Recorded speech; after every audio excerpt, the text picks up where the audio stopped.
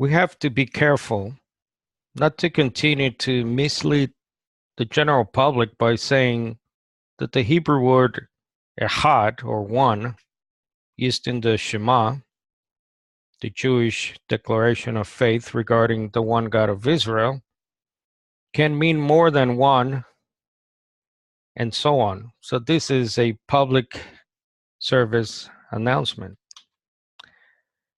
So there's this teaching that's been going around for many centuries now that the word one equals compound one or a compound unity.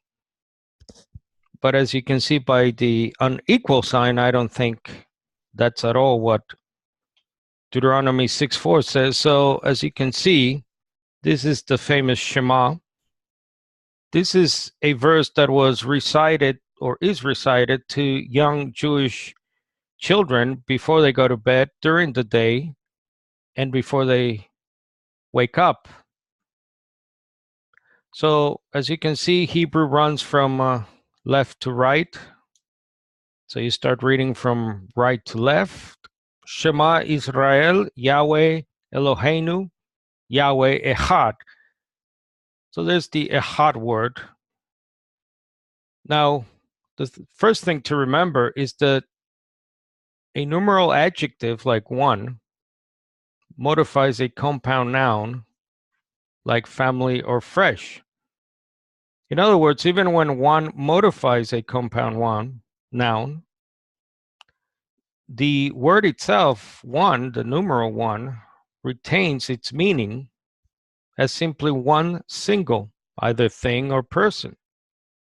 So in this case, it would be one family, not two families, one flesh, not two flesh. So stop people, if you can, via sound argument and reasoning, from confusing the numeral adjective one with the noun it modifies, whether it's family or flesh. So this would be simply to bleed, as we say, back into the numeral one, the noun family or flesh. This is something that even Dr. Michael Brown, a well-known Messianic Trinitarian apologist, in his book Answering Jewish Objections to Jesus, Volume 2, has to concede. Actually, he says, quote, Echad simply means one, exactly like our English word one, and that's exactly right. So even Jewish Trinitarians have to concede a simple grammatical point.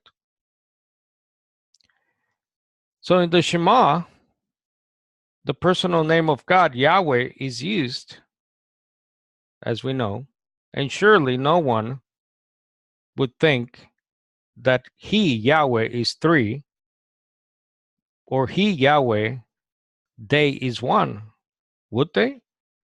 Well, unless, of course, you follow the reasoning of Millard Erickson, who in his book God in Three Persons says it may also be necessary, in order to convey the unusual meaning involved in this doctrine, to utilize what analytical philosophers would term logically odd language.